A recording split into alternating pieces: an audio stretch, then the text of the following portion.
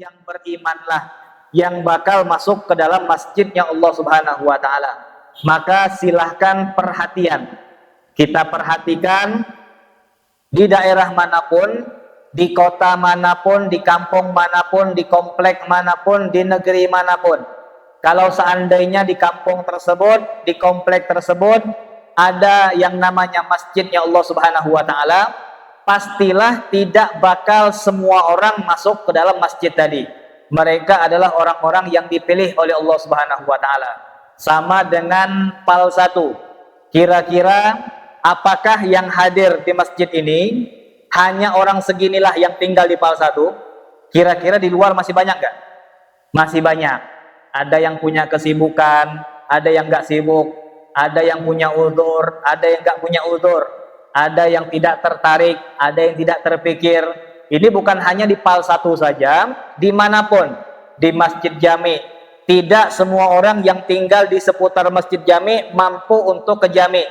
Tidak setiap orang yang tinggal di Surau Tanjung, seputar Surau Tanjung, mampu untuk memasuki Surau Tanjung. Tidak semua orang yang tinggal di Teluk Robiah mampu untuk mendatangi Masjid Teluk Robiah. Di setiap tempat, di setiap kampung, di setiap komplek, tidak semua orang masuk ke dalam masjid. Kenapa? Karena memang masjid tersebut merupakan tempat yang sangat mahal di mata Allah Subhanahu wa taala. Sehingga hanya orang-orang yang hebatlah yang bisa masuk ke dalam masjid Allah Subhanahu wa taala. Hanya orang-orang yang luar biasalah, yang benar, yang dipilih sama Allah, yang mampu untuk masuk ke dalam masjid Allah Subhanahu wa taala. Orang masuk ke masjid gak boleh terbuka pakaiannya, harus tertutup auratnya, harus rapi, ucapannya harus teratur, gak boleh ngomongin masalah dunia, apalagi sebentar lagi kita bakal menghadapi yang namanya musim kampanye. Gak boleh, ingat, gak boleh ngomongin kampanye ataupun bahas kampanye di dalam masjid. Kenapa nggak boleh? Karena masjid merupakan tempat yang mahal di mata Allah Subhanahu wa taala. Sampai-sampai ulama mengatakan tidak boleh uang haram masuk ke dalam masjidnya Allah Subhanahu wa taala. Uang haram atau taruhlah bunga bank. Bunga bank kalau ditaruh di yayasan masih boleh. Bunga bank kalau ditaruh di pesantren masih boleh. Masih boleh, maksudnya nanti sama pesantren bakal dikelola. Mereka bakal menggunakan uang bank tersebut untuk hal-hal yang umum, entah untuk jalanan di depan pesantren mereka yang dinikmati sama mereka dan juga masyarakat. Tapi kalau seandainya masjid, gak boleh sama sekali. Yang haram, yang syubhat ataupun uang bank gak boleh. Khusus untuk masuk ke dalam masjidnya Allah Subhanahu wa taala. Kalau yayasan masih ada perincian-perincian. Ini boleh kalau diginiin, ini boleh kalau diginiin. Tapi kalau masjid gak boleh sama sekali. Itu maknanya apa? Artinya apa? Menunjukkan masjid ini merupakan tempat yang sangat diperhatikan dan sangat mahal di sisi Allah Subhanahu wa taala. Dan alhamdulillah, dari sekian manusia yang dipilih sama Allah, kita dijadikan sama Allah menjadi orang-orang yang mendatangi masjid Allah Subhanahu wa taala. Istilahnya ulama mengatakan orang yang terpanggil masuk ke masjid itu pertanda dia kelak di akhirat bakal dipanggil sama Allah untuk masuk ke dalam surganya Allah Subhanahu wa taala. Mudah-mudahan kita menjadi orang-orang yang mudah untuk mendatangi masjid-masjid Allah Subhanahu wa taala, sehingga kita menjadi orang-orang yang dicintai oleh Allah, yang selamat di dunia, selamat di alam kubur, dan selamat di akhirat Allah Subhanahu wa taala. Amin ya rabbal alamin. Ma'asyiral hadirin, insyaallah sebentar lagi kita bakal menghadapi hari yang sangat besar dalam Islam.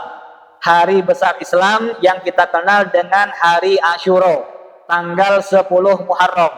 Kita selaku umat Islam jangan sampai tidak tahu, tidak sadar, tidak memuliakan yang namanya hari Asyura. Hal ini pernah terjadi di zaman Nabi kita Muhammad sallallahu alaihi wasallam.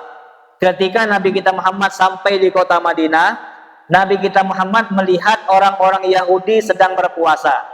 Maka Nabi Muhammad mengatakan, wahai orang-orang Yahudi, kenapa kalian berpuasa? Apa jawab orang-orang Yahudi tersebut? Wahai Nabi Muhammad, kami berpuasa hari ini dalam rangka memuliakan hari ini.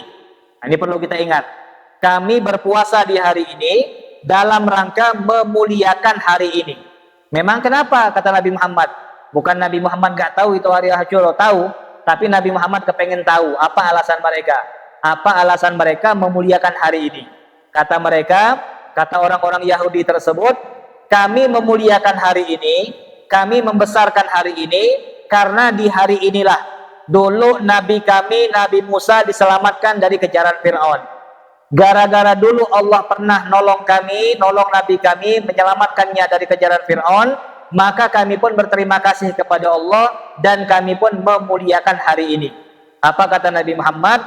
Kami lebih berhak untuk berterima kasih kepada Allah dan kami lebih berhak untuk memuliakan hari ini.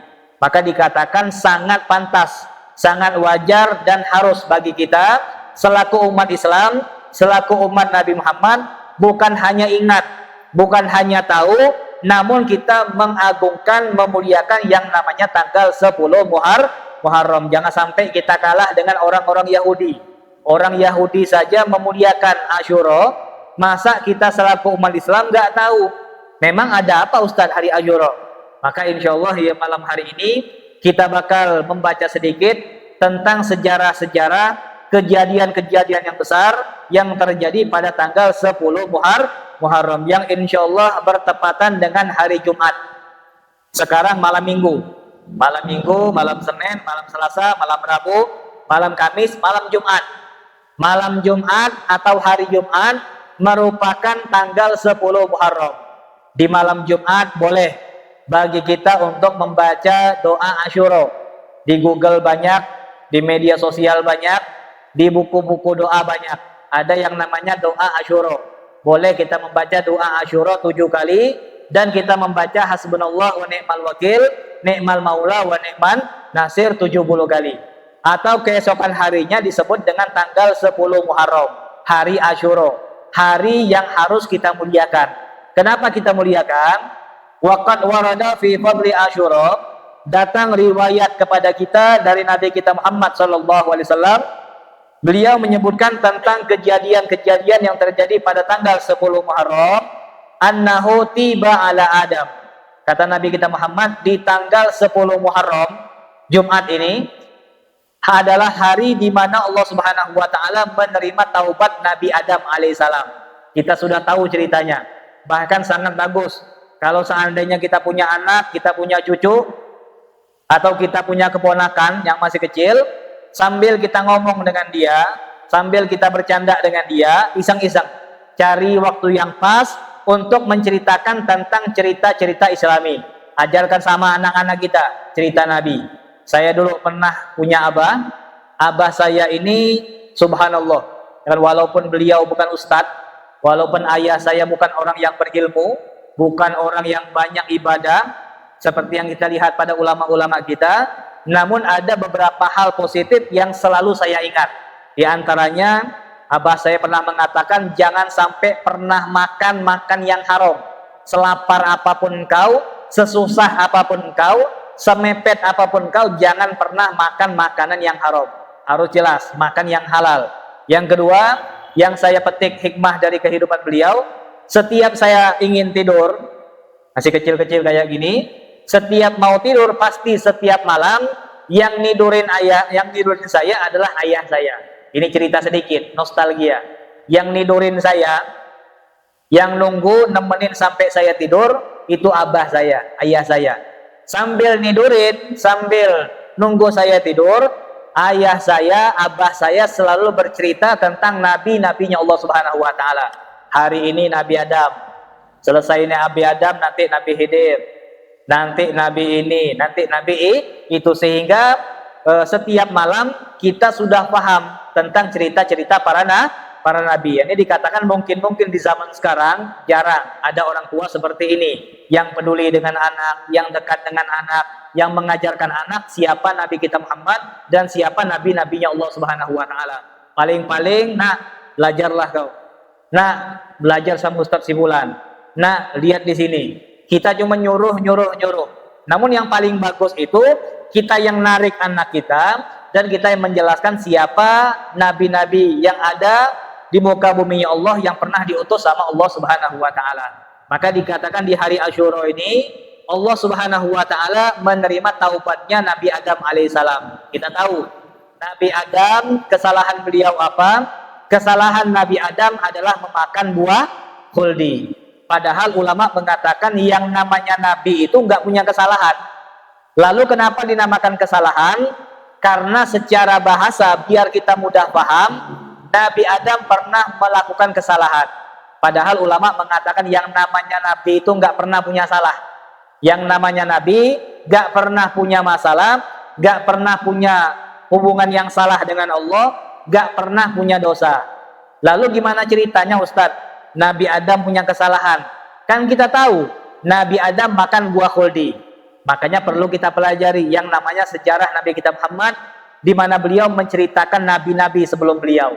Nabi Adam memang pernah dilarang sama Allah untuk memakan buah khuldi. Maka Nabi Adam tahu buah khuldi yang ditunjuk sama Allah nggak boleh dimakan. Maka Nabi Adam memakan pohon yang lain. Disebutkan sama Ibn Katsir. Nabi Adam memakan buah yang mana pohonnya bukan pohon yang ditunjuk sama Allah. Misal di Mentok ini banyak buah duren, misal banyak buah duren, di sini duren 6 long, di sini duren 2 jurang, di sini duren 3 jurang, di sini duren tembaga segala macam. Akhirnya para pilih bilang duren ini punyaku semua. Yang ini yang 6 long, yang duren yang ini jangan kau makan. Dan duren yang ini jangan kau makan. Kita selaku orang yang pintar, kira-kira tahu apa enggak yang dilarang yang mana? Tahu, yang ditunjuk sama beliau. Yang ini jangan dimakan nih. Yang ini jangan dimakan. Maka Nabi Adam bukan makan buah yang ini, bukan makan yang tembaga, tapi Nabi Adam makan yang 6 long tadi. Rupega Allah bilang, semua duren maksudnya. Na dhalamna anfusana wa illam taghfir lana wa tarhamna lanakunanna minal khosirin. Ini doa yang dibaca bertahun-tahun oleh Nabi Adam alaihissalam. Ya Allah, kami ini adalah orang-orang yang zalim, kami banyak kesalahan. Niscaya kalau seandainya bukan dengan ampunanmu, bukan dengan ridhomu, kami bakal menjadi orang-orang yang celaka, wahai Allah Subhanahu wa taala. Maka dikatakan bertahun-tahun Nabi Adam minta ampun kepada Allah Subhanahu wa taala. Sampailah di hari Asyura, taubat Nabi Adam diterima oleh Allah Subhanahu wa taala. Maka dikatakan beliau yang beristighfar, yang taubat berpuluh-puluh tahun kepada Allah Subhanahu wa taala mendapatkan hadiah berupa ampunan dari Allah tepat pada hari Asyura. Mudah-mudahan kita yang hadir di majelis ini yang mungkin masih banyak dosa, mudah-mudahan kelak tepat di tanggal 10 Muharram, di saat Allah mengampuni dosa Nabi Adam ataupun kesalahan Nabi Adam, mudah-mudahan kita pun mendapatkan ampunan dosa dari Allah Subhanahu wa taala. Kemudian dikatakan di hari Asyura tersebut, wa fihi khuliqal arsyu wal kursi was samawat wasyamsu wal qamar wan nujum. Di tanggal 10 Muharram adalah tanggal di mana Allah menciptakan arsy. Arsy yang di atas sana. Kalau kita cerita Isra Mi'raj, kita bakal sering mendengar yang namanya arsy-nya Allah Subhanahu wa taala. Arsy ini merupakan tempat yang paling tinggi. Kemudian kursi. Kursi ini bukan kursi kita, bukan. Tapi maksud kursi tersebut tempat yang sangat luas yang dimiliki sama Allah Subhanahu wa taala. Nah, kursi ini merupakan tempat yang gak ada batas. Sehingga kalau kita gambarkan gampang saja, misalkan ini bumi nih. Ini bumi, ini Mentok, ini Pal 1, ini bumi. Ini bumi, ini langit. Ada bulan, ada matahari, ada planet, Pluto, Venus, segala macam. Ini planet, bintang. Kalau bahasa kita langit pertama, langit kedua, langit ketiga, kan dalam Isra Mi'raj Nabi Muhammad naik. Langit 1, langit 2, langit 3, langit 4. Ini bumi, langit 1, langit 2, langit 3, langit 4, langit 5, 6 sampai 7. Nah, pertanyaan saya, habis langit ke-7, apakah ada langit ke-8? Nah, langit ke-8 itu maksudnya adalah kursi. Maka selebihnya dari yang 7 tadi, ke sana, ke atas, ke bawah, ke kanan, ke kiri, itu namanya kursi. Sampai mana batas kursi tadi Ustaz? Tidak ada batasan. Wasi'ah kursiyuhus samawati wal ardo. Sangat luas kursinya Allah Subhanahu wa taala. Tapi orang-orang Pal 1 jangan mikirkan manalah ujung kursi tadi ya. Jangan. Kan kursi tersebut tempat ataupun tempat kosong yang tidak ada batasnya. Itu merupakan kekuasaannya Allah Subhanahu wa taala. Nah, Allah menciptakan kursi tersebut pada tanggal 10 Muharram. Kemudian dikatakan Allah menciptakan matahari. Tanya sama anak-anak kita. Nah, matahari kapan dibuat sama Allah? Tahu enggak kira-kira? Matahari buat kapan? Nah, enggak tahu. Anak kita tidak tahu Allah bikin matahari itu kapan. Kan? Allah membuat matahari kapan? Tepat pada tanggal 10 Muharram. Allah menciptakan bulan kapan? Kapan ada bulan? Tanya. Nah, Allah bikin bulan tuh kapan? Oh, lama ya. Kapan lama tuh? Enggak tahulah. Nah, ini Allah bikin bulan tadi, nyetak bulan tadi, membuatnya tanggal 10 Muharram. Bintang-bintang yang banyak tadi. Bahkan kalau seandainya ada bintang-bintang yang baru, tetap dibuat sama Allah pada tanggal 10 Muharram. Jadi matahari, bulan, bintang, langit, bumi. Jadi ulang tahun bumi ini kapan? Tanggal 10 Muharram. Yang nak beli lilin, belilah. Tapi beli kalau bisa sedunia nih. Kita taruh di lapangan bola, taruh lilin.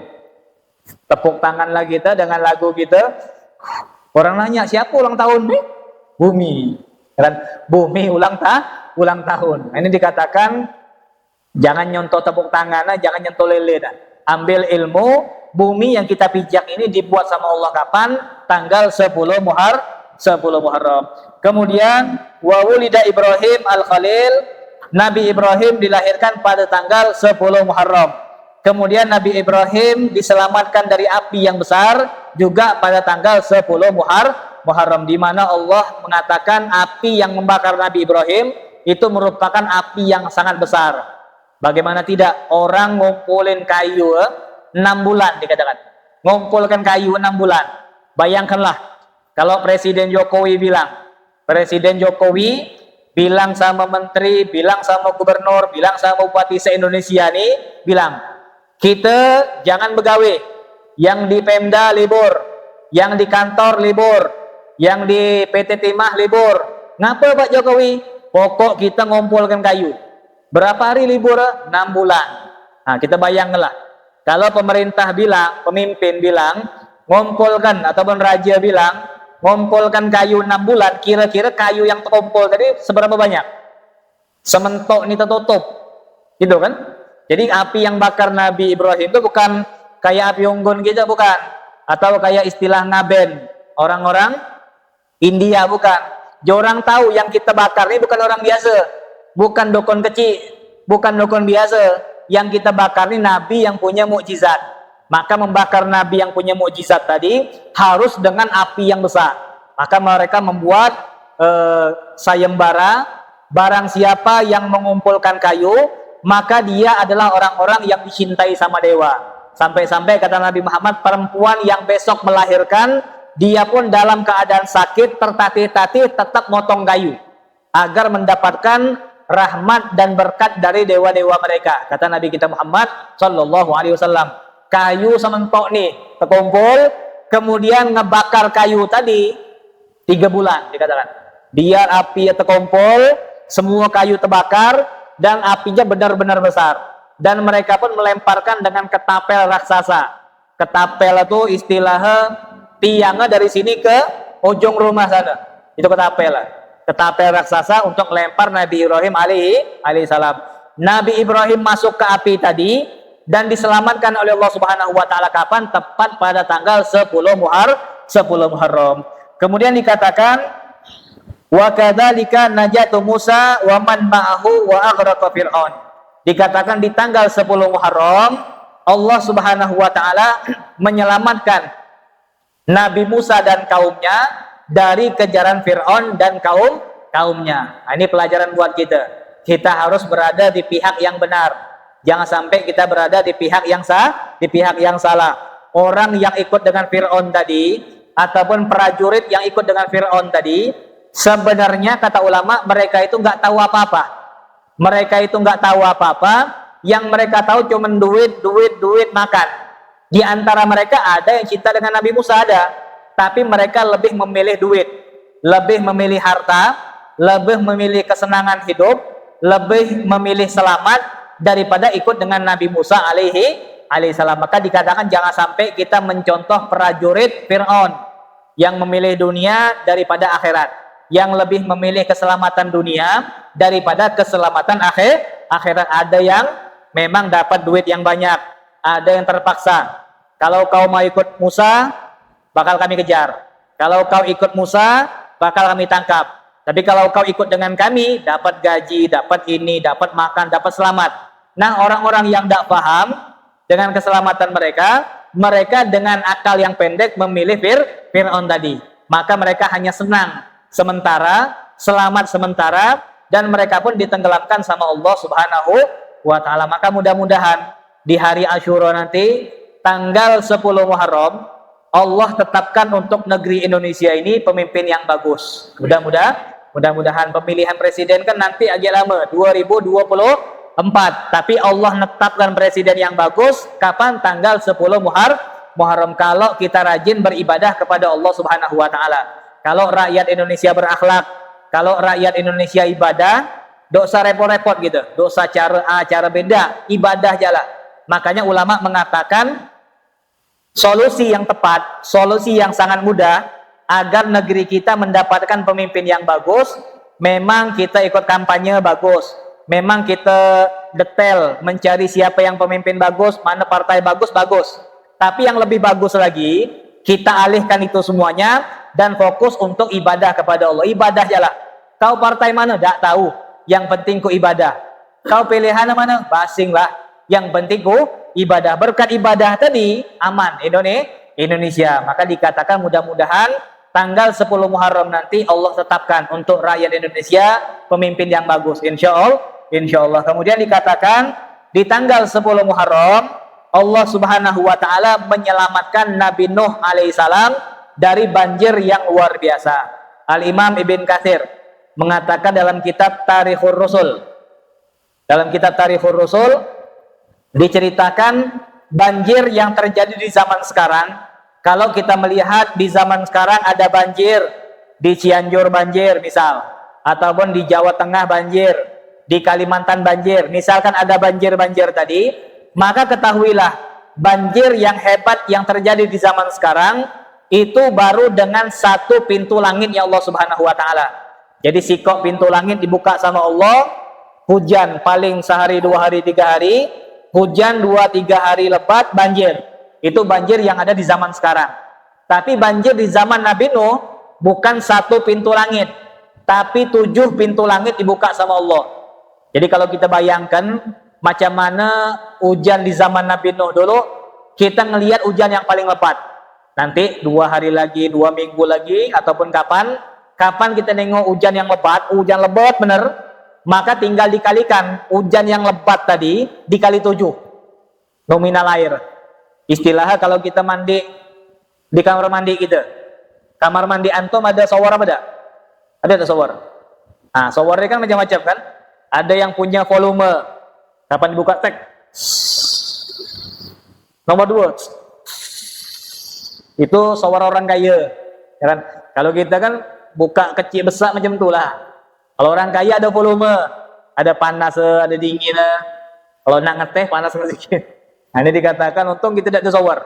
Kalau kita ada shower, tidak bakal beli kompor gas lagi kita. Ngeteh di situlah, ngopi di situlah. Untung kita orang miskin tidak punya shower yang bagus tadi. Nomor 3, nomor 7 paling kencang. Nah, kayak gitulah gambarannya. Hujan yang paling lebat tadi itu baru volume yang pertama, baru sikok pintu langit yang dibuka sama Allah. Kalau 2 pintu langit dikali 2 yang turun tadi, yang lebat tadi dikali 2 jumlah air yang turun. Bukan kita hitung dari pagi sampai sore yang di bawah, bukan. Jumlah air yang jatuh tadi, shower yang jatuh tadi dari langit 2 kali lipat. Berarti di zaman Nabi Nuh alaihissalam 7 kali lipat dari hujan yang lebat. Dan itu berlangsung bukan 2 hari 2 malam, bukan. Hujan tersebut berlangsung selama 6 bulan. Bayanglah, hujan lebat tidak pernah berhenti. Kalau kita kan lebat, nanti 2 jam stop, gerimis, ngepur, ya kan? Nanti lebat lagi, itu pun 2 hari. Tapi kalau ini 24 jam tidak pernah stop, ya kan? 24 jam dari jam 6 sampai ke jam 6 sampai ke jam 6 malam lagi, 24 jam sehari bukan, sebulan bukan, 6 bulan dikatakan. Jadi dikatakan gunung yang paling tinggi di zaman dahulu.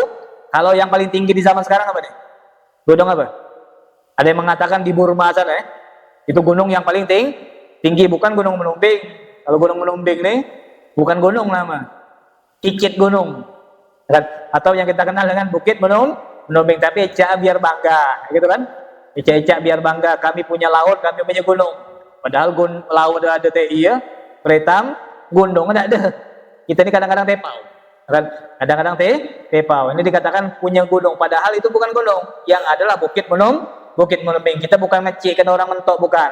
Tapi dikatakan kalau Menumbing ini kecil, itu namanya bukit. Kalau gunung itu kayak di Bogor, yang sering ke Bogor, Gunung Salak, gunung segala macam.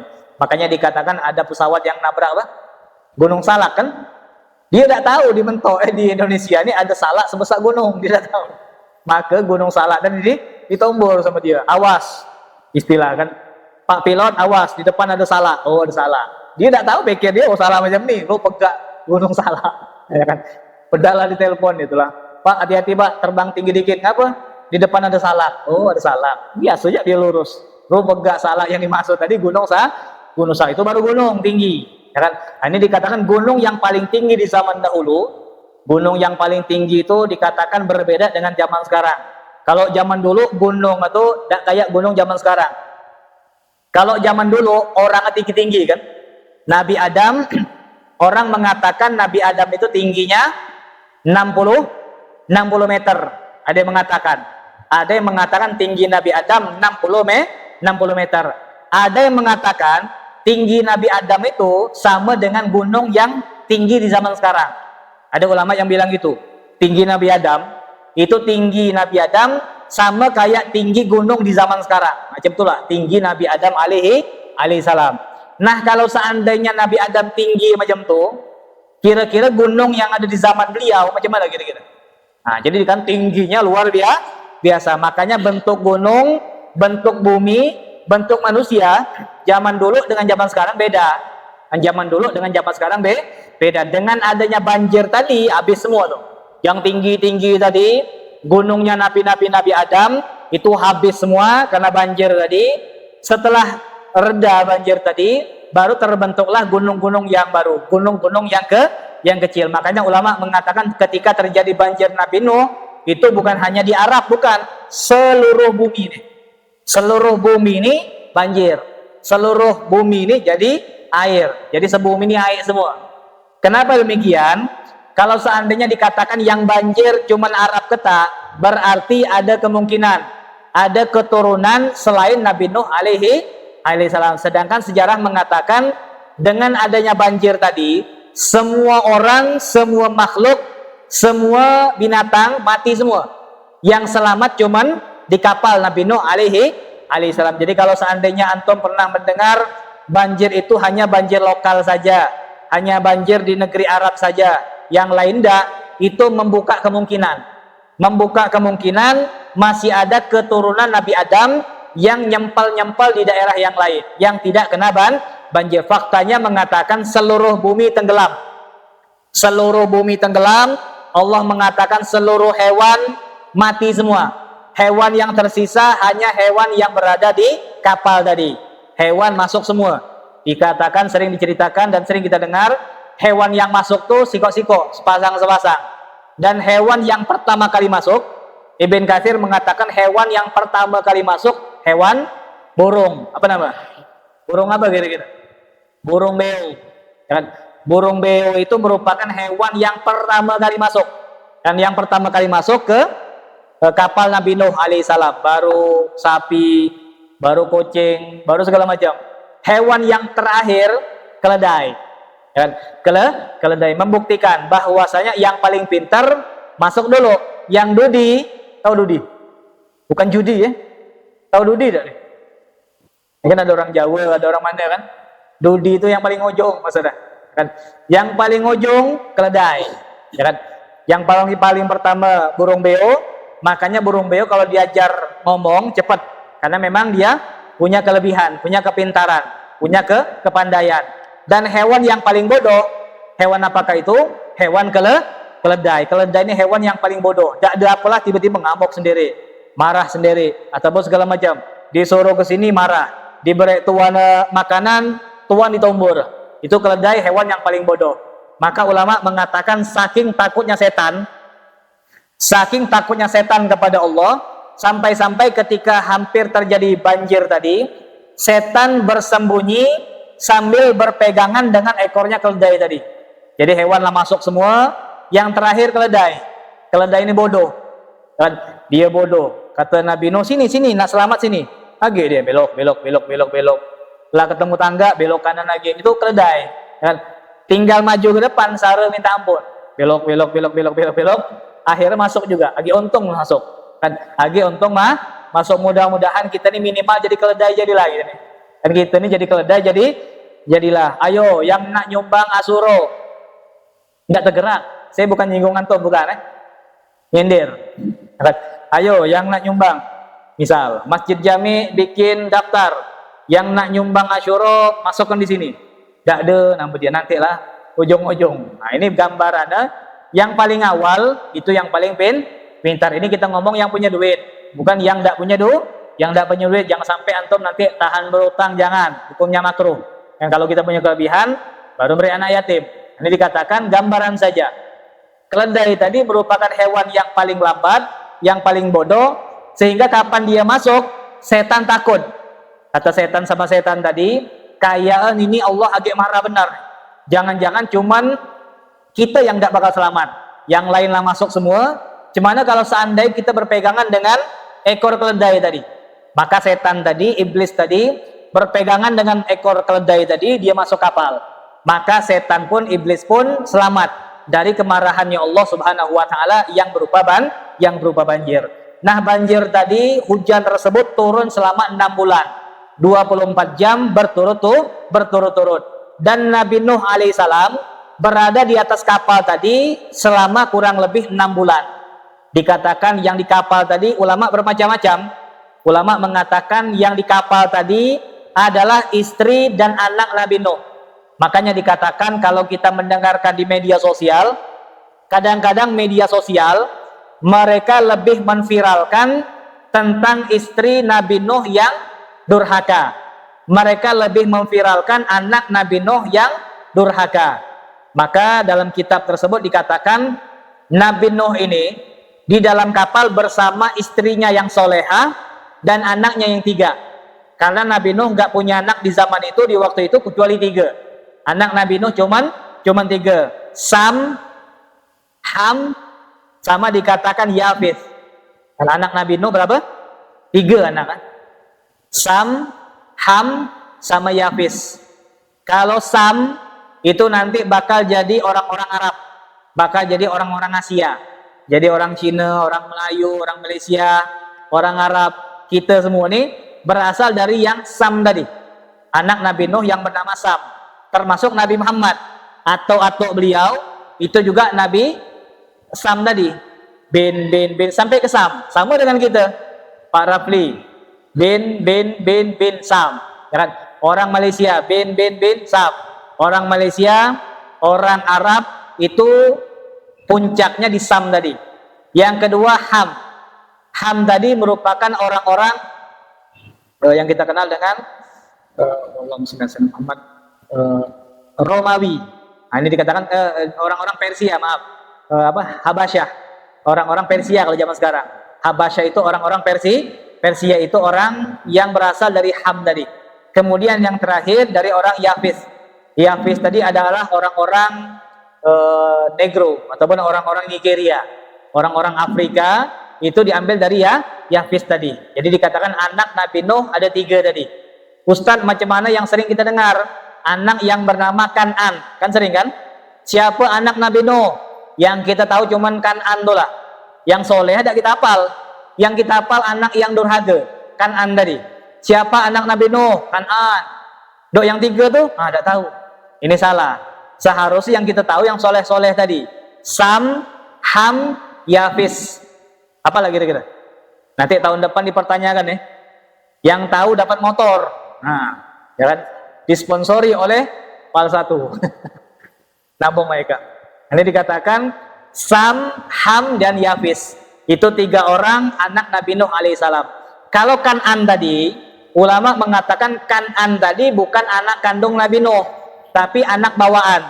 Jadi kalau kita nak nyambung, istri Nabi Nuh itu 2. Istri Nabi Nuh 2. Yang sikok solehah, yang sikok kafirah. Ada 2. Yang sikok bagus, yang sikok borok. Nah, yang borok tadilah membawa Kan'an tadi. Jadi yang borok tadi dia kawin sama orang lain, dapat anak Kan'an. Setelah dia punya dapat anak Kan'an tadi, dia baru kawin dengan Nabi Nuh alaihissalam. Jadi itu anak bawaan, bukan anak kandung Nabi Nuh alaihissalam. Karena Nabi itu tidak mungkin melahirkan orang yang durhaka kepada Allah Subhanahu wa ta'ala. Dari kapal tadi, istri yang memang kafir, yang memang tidak bagus. Cuman gara-gara nengok Nabi Nuh ganteng nak kawin, selesai kawin. Tapi dia kembali kepada kekafiran dia. Jadi yang 2 tadi, yang pernah datang ke Nabi Nuh, ditinggalkan sama Nabi Nuh. Anak bawaan sama istri yang buruk tadi. Mereka berdua tenggelam, maka tinggallah setelah kejadian banjir tadi, istri yang bagus. Maka mudah-mudahan antum yang punya bini yang buruk, siapa kira-kira? Jangan nunjuk tangan.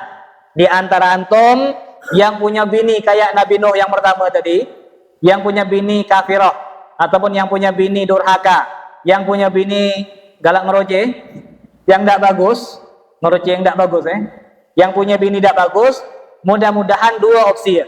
Entah dia berubah, entah kita dapat yang baru. Setuju tak kira-kira? Ya, antara 2 lah. Dek, pokok pilih lah. Dulu Nabi Nuh ada 2 bini ya. Sikok mati, sikok hidup. Yang buruk mati, yang hidup yang bagus tadi. Nah, sekarang kau pilih lah. Kau nak taubat, nak berubah, apa pun nyari yang bagus. Nah, terpaksa dia berubah. Mau tidak mau dia taubat. Nah, ini dikatakan mudah-mudahan istri kita yang mungkin, bukan istri kita ya, istri antum istri antum, ataupun yang mungkin ada istri yang tidak bagus, yang kapan majelis di mana pula? Di PAL 1, sudah lah. Ada makanan enggak? Tidak, sudah lah. Ya kan? Ada makanan enggak? Ada deh, yang majelis dapat jeruk nanti pulang. Nah, majelis kau. Nanti bawa pulang jeruk kan.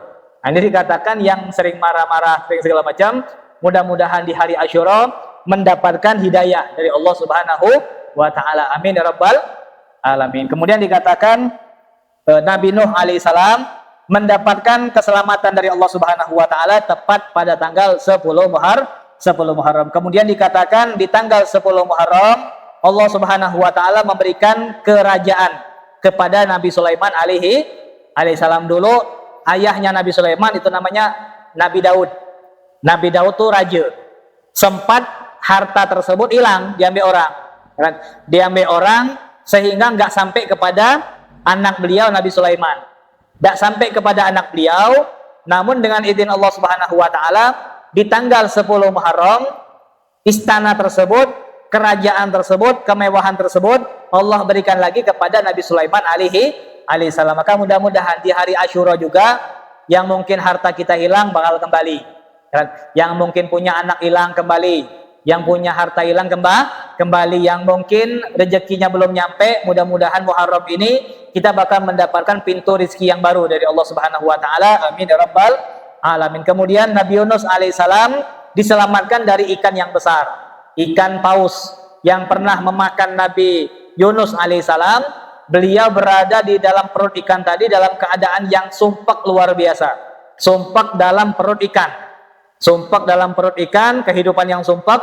Maka kehidupan yang sumpek tadi Allah buang, Allah lepaskan tepat pada tanggal 10 Muharram. Maka minta, ya Allah, kalau dulu Nabi Yunus yang sumpek, yang mumet dengan kehidupannya dalam perut ikan, Engkau bebaskan di hari Asyura, mudah-mudahan kesumpekanku, masalahku, mungkin antum yang punya masalah di kantor tidak pernah selesai, yang punya masalah tanah tidak pernah selesai, yang punya masalah rumah tangga tidak pernah selesai, sama ayah berkelahi, sama adik berkelahi tidak pernah selesai, sama kawan tidak pernah selesai, sama kampung sebelah tidak pernah selesai, ataupun mumet kehidupan kita, mudah-mudahan di hari Asyura dibukakan oleh Allah Subhanahu wa ta'ala. Mintalah kepada Allah Subhanahu wa ta'ala. Wa kushifa durra Ayyub, dan Allah Subhanahu wa ta'ala menyembuhkan sakit Nabi Ayub alaihissalam. Dan perlu kita ketahui, Nabi Ayub ini sakit bukan kayak yang diceritakan di TV-TV. Kalau TV-TV menceritakan YouTube ataupun media-media yang lain, ataupun anak-anak kecil kita, ataupun film-film kartun, mereka lebih mengatakan Nabi Ayub itu dapat penyakit gatal-gatal, gitu kan? Sampai-sampai ada cerita Israiliyat, ada cerita-cerita tambahan-tambahan, yang mana Nabi Ayub itu kulit borok, ada belatung. Kalau nak sembahyang, belatung ditaruh. Ada pernah dengar? Belatung ditaruh, nanti habis salam, assalamualaikum warahmatullah, assalamualaikum warahmatullah, belatung itu ditaruh lagi sama dia. Kira-kira pintar apa tidak macam itu? Bodoh kan? Dan tidak ada nabi yang tidak ada nabi yang bodoh. Dan perlu kita ketahui, yang namanya nabi itu laki-laki. Tidak ada nabi yang perempuan. Nabi itu laki-laki. Nabi itu pintar. Tidak ada nabi yang bodoh. Tidak ada. Nabi itu pintar. Kemudian syarat nabi pasti ganteng, gitu kan? Nabi pasti ganteng. Tidak ada nabi yang bodoh, tidak ada. Semua ganteng semua. Ngapa ganteng? Soalnya kalau orang bodoh, tidak nak yang ikut, gitu kan? Tidak nak yang ikut. Tengoklah kalau seandainya di Indonesia ini ada ustadz yang ganteng, kira-kira fan banyak beda? Banyak fan? Fan banyak, apalagi orang buan, ya kan? Apalagi perempuan. Tengok gampang contoh. Di Mentong ini siapa yang ganteng? Siapa? Bukan Ustaz Muhammad, bukan. Habib Hasan Hussein, gitu kan? Hussein. Tengoklah, fan dia banyak puan apa lagi? Puan. Kalau gitu, orang tua semua. Yang lanak ninggal loh. Itulah fan-fan kita. Ya kan? Ini dikatakan kalau beliau ceramah, kalau beliau kemana-mana, kan daya tarik dari wajah tadi itu kan sangat berpengaruh. Ada undangan maulid yang ceramah Habib Hasan Hussein. Kira-kira yang puan tadi hadir apa tidak? Hadir semua. Yang tidak diundang datang. Yang tidak ada tempat duduk di aspal. Ngapa nengok muka ganteng tadi? Tapi kalau yang ceramah Ustaz Muhammad diundang pun tidak datang. Kata orang-orang puan, siapa yang ceramah bang? Ustaz Muhammad. Ustaz Muhammad bikin dompet loh di belakang. Tidak hadir. Ada pengaruh daya tarik. Maka dikatakan sengaja Allah membuat Nabi itu pasti ganteng. Jadi syarat Nabi itu banyak. Laki-laki, pinter, kuat, kekar, besar. Tidak ada Nabi yang kecil, lemah. Tidak ada. Nabi itu kekar, besar. Macam Pak Rafli, macam tentara-tentara. Macam itulah Nabi, besar-besar. Tidak ada Nabi yang kecil, kurus. Apalagi kita nonton film kartun itu. Nabi Sulaiman kurus. Nabi Ayub kurus. Berjenggot putih. Tidak ada Nabi macam itu. Nabi itu besar bidang. Itu nabi-nabinya Allah Subhanahu wa taala. Sama dengan sahabat. Makanya guru kami Habib Nagib paling enggak senang. Beliau tuh kurang setuju kalau seandainya nonton film Risalah. Pernah nonton enggak film Risalah? Risalah yang bulan puasa tuh. Film Risalah tadi kalau seandainya menceritakan sahabat-sahabat tuh kayak kumuh-kumuh gitu kan. Kotor-kotor muka. Padahal enggak macam tuh. Sahabat tuh bersih semua. Kan? Bahkan dikatakan sahabat Nabi Muhammad tuh kayak orang yang baru keluar dari kamar mandi, rapi terus, kan? Disisir terus rambutnya, sampai-sampai Nabi Muhammad kemana-mana bawa sisir, itu Nabi Muhammad, kan? Kemana-mana bawa sisir, maksudnya rapi beliau, style terus, kayak Habib Hasan Hussein terus lah, itulah, sahabat Nabi itu kayak Hasan Hussein tuh lah, tapi besar, kekar, bersih, tidak ada yang kumuh, kotor, tidak ada, kan? Kalaupun kumuh kotor itu biasanya malaikat. Makanya sering kita jumpai dalam hadis, kami melihat ada seseorang yang berdebu, gitu kan? Jadi yang berdebu tadi asing di mata mereka. Soalnya orang itu bersih semua. Kapan ada orang berdebu? Orang nanya, datanglah laki-laki yang berdebu, yang kotor, yang tidak kami kenal. Berdebu dan kotor. Ini dikatakan bukan tipe mereka. Maka dikatakan sahabat itu bersih semua. Sama dengan Nabi. Nabi itu pintar, ganteng, badannya besar-besar semua, sehat-sehat semua. Kemudian Nabi itu salimun an munaffarin tab'an. Yang namanya Nabi itu pasti selamat dari hal-hal yang tidak disukai sama manusia. Apa yang tidak disuka sama orang, tidak ada sama Nabi. Kentut. Bau tak kentut? Bau tak kentut? Orang palsatu suka tak dengan kentut? Ayo kita kentut bareng-bareng. Suka tak kira-kira? Tidak suka. Ada yang kentut, lari apa tak kita? lari. Kira-kira orang pal 1 suka tidak dengan kentut? Suka? Tidak suka. Ya kan? Tidak suka. Maka nabi-nabi tidak ada yang kentut. Dan tidak pernah ada nabi yang kentut. Jadi tidak pernah Nabi Muhammad kapan ceramah minggir lo. Sahabat, jangan diganggu. Nabi yang kentut. Tidak pernah. Atau sahabat mengatakan, ku pernah dengar kentut Nabi, tapi tidak ada bau. Tidak ada. Tidak pernah mereka mendengar suara kentut Nabi. Tidak kayak gitu. Kalau kita siapa aja lah pernah dengar. Itu kan? Anak pernah. Bahkan dihitung. 1, 2, 3, 20. Dapat duit. Nah, ini tidak ada. Hal-hal yang tidak disukai sama manusia, tidak dimiliki sama nabi-nabinya Allah. Orang tidak suka sama kentut. Maka nabi-nabi, bukan hanya Nabi Muhammad, Nabi Adam tidak pernah kentut. Nabi Nuh tidak pernah kentut. Nabi Muhammad tidak pernah kentut. Maka dikatakan apapun yang tidak disukai sama manusia, kentut ataupun bau badan. Kalau kita bau keringat kita macam mana? Tes pulang majelis nih. Apalagi tingkap tutup semua nih. Nah, pas ini contoh nih. Bukan ngata, bukan. Insya Allah nanti berubah. Biar semangat. Ayo kita rubah masjid ini. Soalnya masjid kita dikata sama Ustaz Muhammad, mengep. Mudah-mudahan bakal berubah. Dikata dulu, biar berubah. Dan kalau tidak dikata, tidak bakal berubah. Nanti dikatakan, kalau kita pulang majelis, jangan malu-malu. Tanya sama bini kita. Nah, pulang dari majelis nih, apalagi antum yang pakai baju tebal, dek, coba cium bau ketek abang. Bau tidak kira-kira? Bau. Jangankan antum, ustaz aja bau. Padahal ustaz pakai minyak wangi yang paling bagus. Antum minyak wangi 10.000 kan? Saya 11.000. Nanti dikatakan bau badan tidak disukai sama manusia. Keringat kita begawe busuk.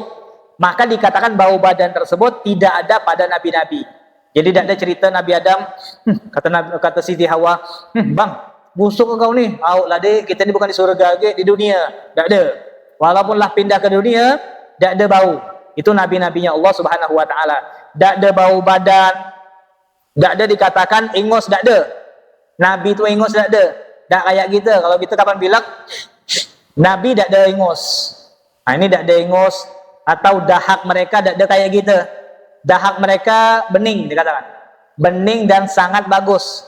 Makanya ada riwayat sahabat-sahabat yang memperebutkan dahak Nabi Muhammad.